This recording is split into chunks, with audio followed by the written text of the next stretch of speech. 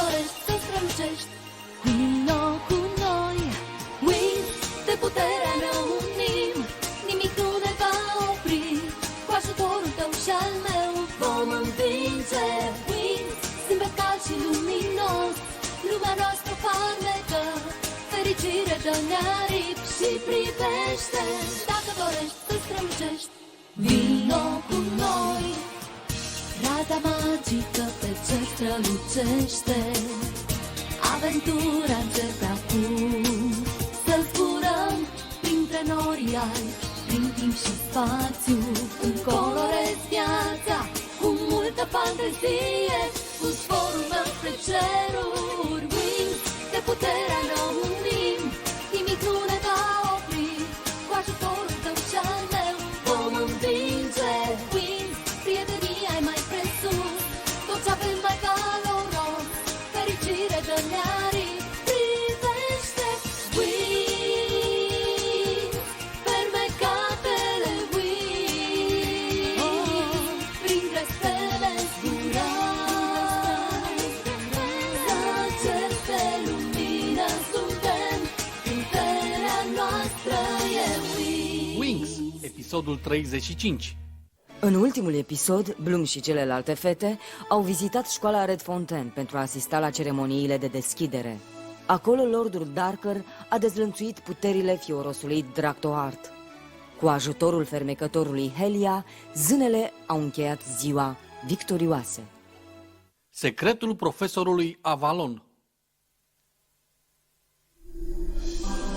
Luați aminte la această avertizare, oameni naivi. Creatura distrugerii va apărea din patria luminoasă și va dezvălui aripi secrete. Va percepe ceea ce lipsește și va fi ca o oglindă printre oameni. Când cele 3 planete sacre se vor alinia, puterea lor se va propaga prin întreg universul și el va aduce lumea în ruină și distrugere.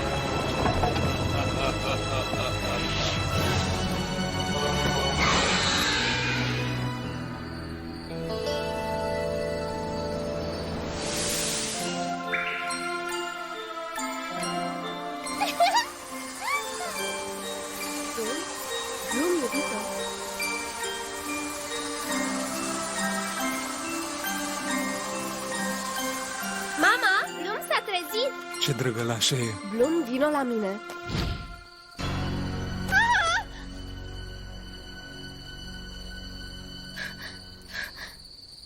Oamenii aceia erau părinții mei adevărați.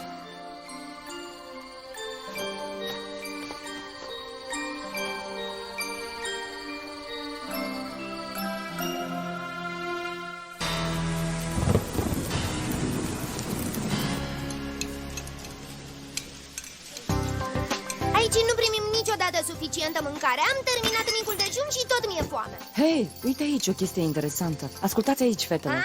Se pare că acel conte de Mostradame a prezis renașterea noului Babilon, observând planetele. Există o explicație științifică simplă. Viteza de rotație a unei planete nu se potrivea cu spectrul ei cromatic. Ai de Tecna, eu mor de foame. Nici măcar nu pot să mă concentrez la ce spui. Bine, poți să o iei.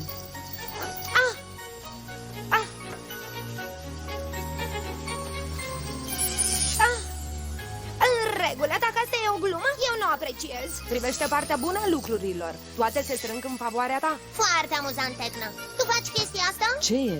Relaxează-te, domnișorică, ai fost subiectul unui experiment. Merele i-au păcălit privirea zânei luminii. E clar că devin din ce în ce mai bun. Numai prin exerciții putem ajunge la perfecțiune. Poftă bună, fetelor!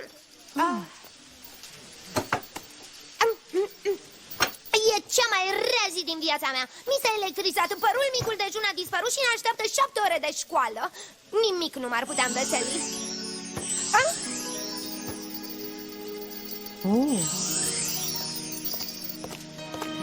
Bună dimineața! Bună dimineața, profesor Sper că Avalon! florile v-au făcut să vă începeți dimineața într-o notă veselă. Ce drăguț! Mulțumesc, domnule profesor! Violetul este culoarea mea preferată. Da, și a mea? Bloom, noaptea trecută ai avut un vis care te-a impresionat, nu-i așa?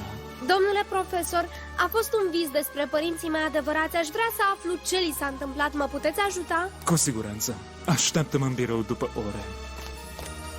E cea mai frumoasă zi din viața mea. Nu m-ar deranja să merg la cursurile lui tot anul. Stai un pic, nu tu ne-ai spus că are aripi de înger? Sunt convinsă că a avut, dar acum nu mai e cazul. Au, vreți să vă opriți odată? Stricați totul! Cred că e mai bine să aflăm ce s-a întâmplat cu aripile alea.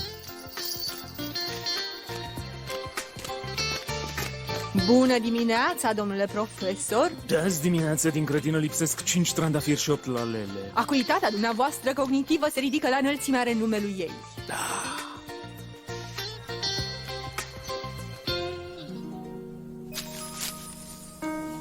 Ce buchet încântător! Nu sunt convins că am făcut ceva să merit asta. Măcar atât putem face după surpriza deosebită pe care ne-ați făcut-o azi dimineață? Sunt mii de flori în campus. Cum a știut câte flori lipsesc din grădină? După cum știți, acest curs se intitulează Analiză Cognitivă. Veți învăța cum să vă ascultiți simțurile și să vă ascultați instinctele. Veți învăța să căutați detalii și poate să descoperiți noi puteri în voi. Acum, să începem cu o întrebare ușoară. Cine a fost prima zână? Clariel! Știți cu siguranță acest lucru sau doar așa credeți? O puteți dovedi? Mi-a spus mama și ea nu se înșală niciodată. Poate că așa e. Dar de unde a aflat mama ta? Nu știu sigur, dar toată lumea știe de Clariel. Dacă toată lumea crede că ea a fost prima zână, e suficient ca să și devină, chiar dacă nu e așa. Asta dovedește cât de mare e puterea cuvintelor. Dar nu e normal ca Leila să aibă încredere în mama ei? Încrederea e singurul lucru pe care îl avem care ne face să continuăm. Dar să cunoști adevărul este o cu totul altfel experiență care nu trebuie luată de bună. Trebuie să elucidăm misteriul care planează asupra aripilor pierdute a lui Avalon. Există vreo informație care să spună ce s-a întâmplat? Cartea asta apare peste tot pe internet. Este ghidul monștrilor antomorfici înaripați. O poți descărca? Nu, e prea veche, dar am localizat-o în catalogul bibliotecii Alfea. Opa! Nu m-am lipit! De ce plângi, Losel? Mă jucam în calculator cu digit, dar... Au! Acum sunt lipită și mi-am rupt rochița. Rezolv eu problema. E groaznic, dar pot să rezolv eu asta. Ta-da! Și uite noua ta rochiță. Acum ai două.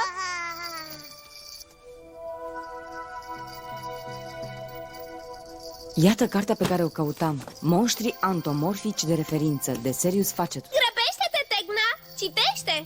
Ochii mei sunt obosiți. Am stat prea mult în calculator. Mamă, îngeri, vampiri, oameni înaripați. Aici! Monștri antropomorfici cu aripi retractabile. Știam eu, aripile sunt ascunse. Crezi că Avalon e unul dintre monștri? Creatura distrugerii va apărea din patria luminoasă și va dezvălui aripi secrete. Va percepe ceea ce lipsește și va fi ca o oglindă printre oameni. Când cele 3 planete sacre se vor alinia, puterea lor se va propaga prin întregul univers și el va duce lumea în ruină și distrugere. Sună ca o profeție. Deci Avalon are un secret. Despre ce planete e vorba? Orez, Palat și Rod. Conjuncția lor nu e văzută cu ochi buni. Nu putem lăsa așa ceva să se întâmple. Tecna, Avalon nu e în grădină. L-ai localizat cu ajutorul pantopului? Nu încă. Stai, l-am găsit. E în biroul lui. E imposibil, tocmai a intrat în grădină. O să-l urmăresc să văd unde se duce. Tecna, ce s-a întâmplat? Tecna, ești acolo?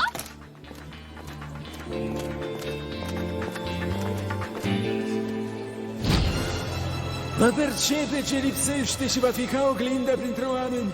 El va duce lumea în ruină și distrugere.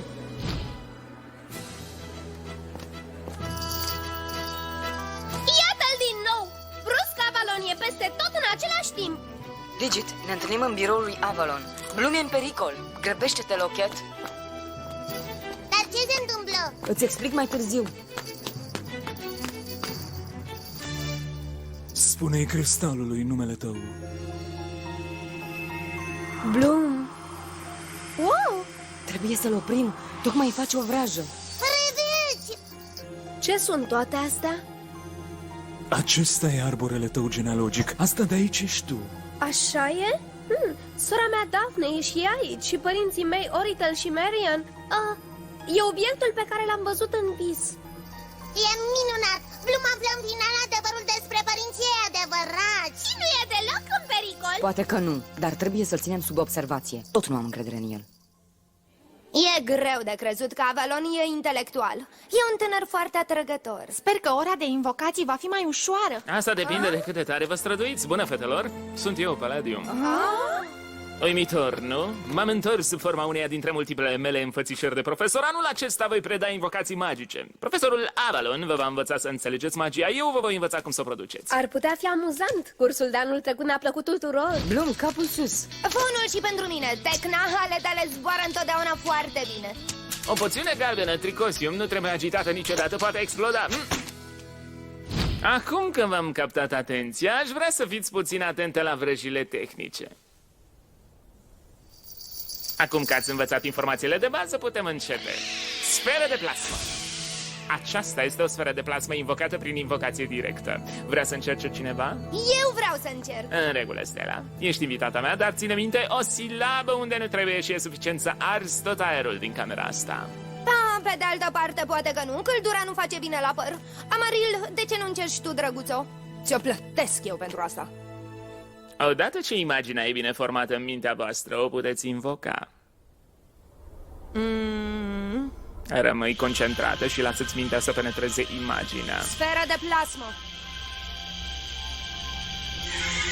Imaginează-ți că ești în interiorul sferei și acum imaginează-ți că luminează înăuntrul tău. Ești una cu sfera. Această vizualizare se numește inversiune. Amaril, depărtează-ți mâinile.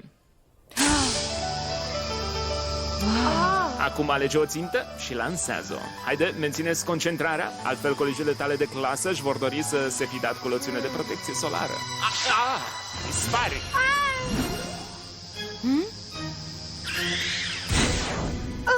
Amaril, La naiba. mai fă o dată asta și te voi exmatricula. Sper că e clar. Da, domnule.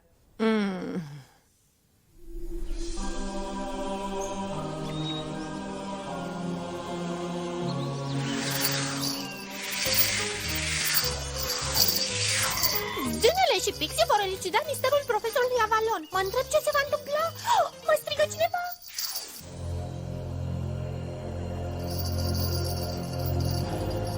Descărcați datele, fetelor. Ce ați aflat? Mi-e teamă că nu foarte multe. Știm că Avalon a predat la Academia Malakoi din Coria. Și acum 17 ani, satele de acolo au fost atacate de un om înaripat. Și lucrul cel mai interesant, distrugerea Coriei a avut loc când cele 3 planete s-au aliniat. Sună exact ca în profeție, dar avem nevoie de mai multe informații. Am eu câteva. Paragon a spus că ar trebui să-l consultăm pe profesorul Said Griffin. Este un expert de renume mondial în astrologie și profeții. Bine, bine, mă duc eu. Voi supravegheați-l pe Bloom și pe Avalon.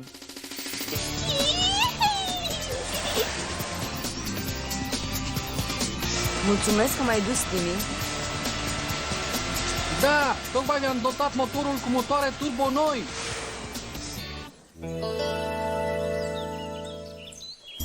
Acum să încercăm să exersăm cu aceste două săbii vrăjite. Bine, cine vrea să fie prima? Eu! Nu! De ce să nu o fac? Dă-mi drumul, Stella. Îmi pare rău, dai drumul. O singură mișcare greșită din partea lui și îl rezolvăm bine?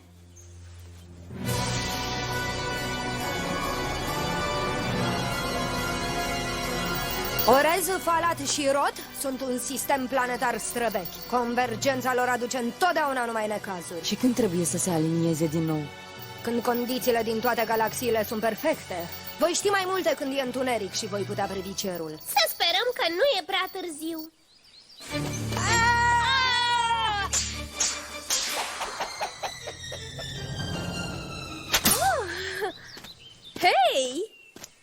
Bloom, ai ales sabia cea frumoasă deoarece ți s-a părut a fi mai bună.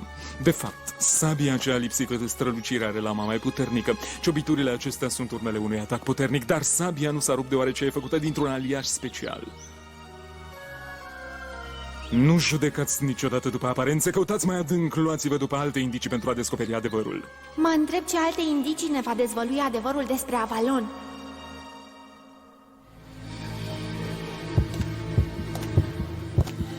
Bloom, ești gata să pășești în trecutul tău? Da, profesore, sunt gata.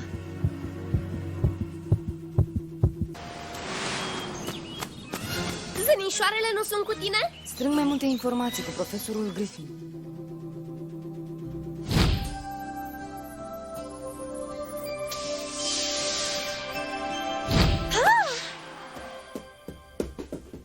Bun venit înapoi. Am auzit cântecul de lagăn al mamei. Mulțumesc. Nu mie trebuie să-mi mulțumești. E un dar din trecutul tău.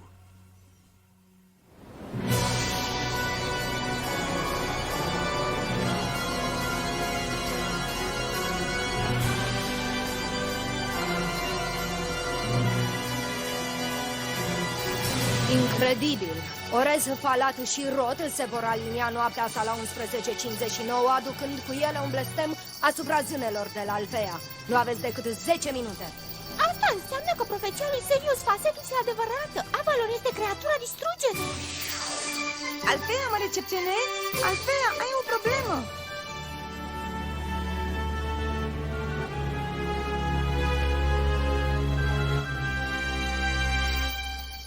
A spus ceva despre ședința cu Avalon? Nu, se odihnește de atunci. Lasă-o să doarmă. Trebuie să scăpăm imediat de Avalon. Dacă se transformă în creatura distrugerii, atunci Bloom și zânele de la Alfea sunt în pericol de moarte. Răul trebuie oprit. Cât timp avem la dispoziție? 4 minute și 32 de secunde până la convergența astrală. Va fi periculos. E toată lumea pregătită? Da. Eu sunt pregătită. Nici o misiune nu e imposibilă. Zănișoarele trebuie să rămână aici, e prea periculos.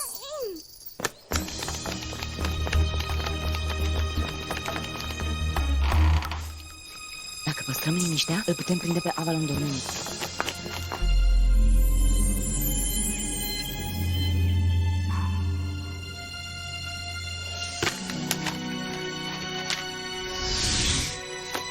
Asta e camera lui. Când deschid ușa, fiți pregătite să atacați. În regulă.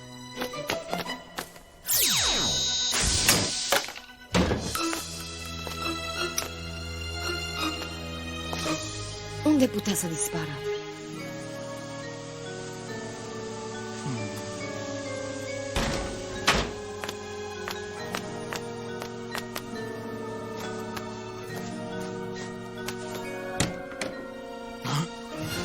Ce, fetelor? S-a întâmplat ceva?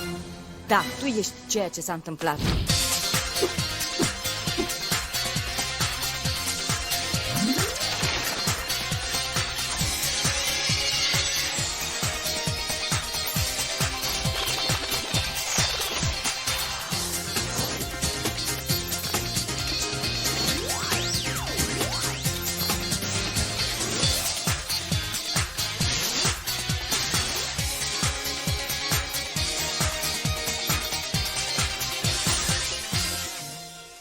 Ce se petrece aici? E timpul să ne exersăm puterile pe tine. E momentul. Haideți, fetelor!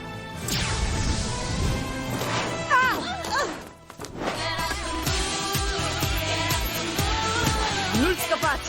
Transformarea completă durează 1 minut. Oh, nu! E prea târziu. Transformarea e aproape completă. Acum e încercuit.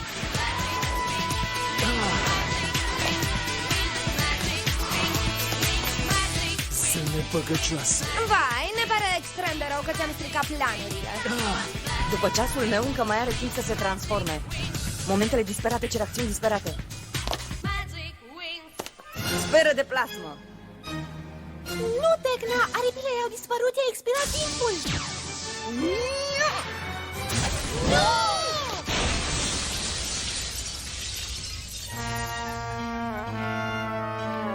Data viitoare încearcă varianta digitală. Îmi pare rău.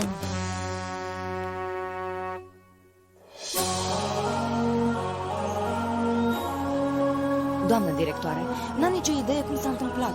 Se pare că ceasul meu era corect până la urmă. Era suficient timp să se transforme, dar n-a făcut-o. Cartea a descris tot restul exact așa cum a fost. Aripile lui retractabile, clonele sale, florile lipse și convergența planetelor. Am nevoie de o explicație. Poate colegii mei vor fi suficient de amabili să-ți ofere una. Îmi folosesc aripile când am nevoie de ele, când sunt urmărit, de exemplu. Și știam câte flori lipsesc deoarece exersam o vrajă care mi-a accentuat mirosul. O să vă învăț și pe voi odată. Dar cu clonele acelea multiple cum rămâne? Cum explici asta? Asta a fost mâna mea, Tecna. Îți amintești de trucul cu merele? Aceasta e mașinăria pe care am inventat-o în acest scop. Privește, o să-ți arăt și ce altceva poate face.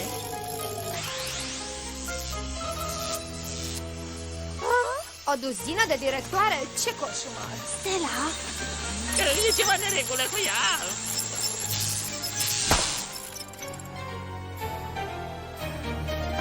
La naiba, un alt proiect dus pe apa sâmbetei. Deci, bănuiesc că profeția a fost falsă. Spuneți-mi și mie cine e autorul acestei cărți profetice. A fost scrisă de faimosul Serius Facetus, doamnă directoare. Ce e așa de amuzant? Tecna, nu cred că ai verificat sursele. Sirius Facetus e un comic care a trăit acum 2 secole. Celălalt indiciu despre care am învățat. Cartea e renumită, toată lumea știe de ea. Nu prea ai fost atentă la cursurile lui Avalon, draga mea. Doar fiindcă ceva e cunoscut de toată lumea, nu-l face și adevărat. Bănuiesc că lecția asta am învățat-o. Eu sper sincer, draga mea, și cred că îi datorez scuze profesorului Avalon. Ne cerem scuze, domnule profesor. Un examen va fi pedeapsă potrivită pentru ce ați făcut. Vedeți, chiar e cea mai proastă zi.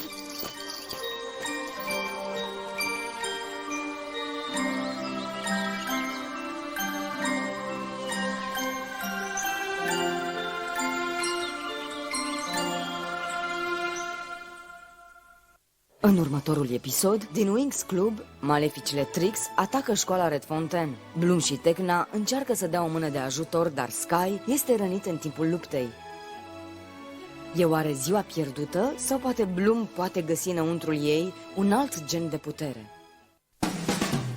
Dublajul a fost realizat în studiourile Empire Video Production. Au dublat în limba română Carmen Palcu, Dora Ortelecan, Rădița Roșu, Silvia Gâscă și Bogdan Olaru, inginer de sunet Dorin Milian, regia Laurean German.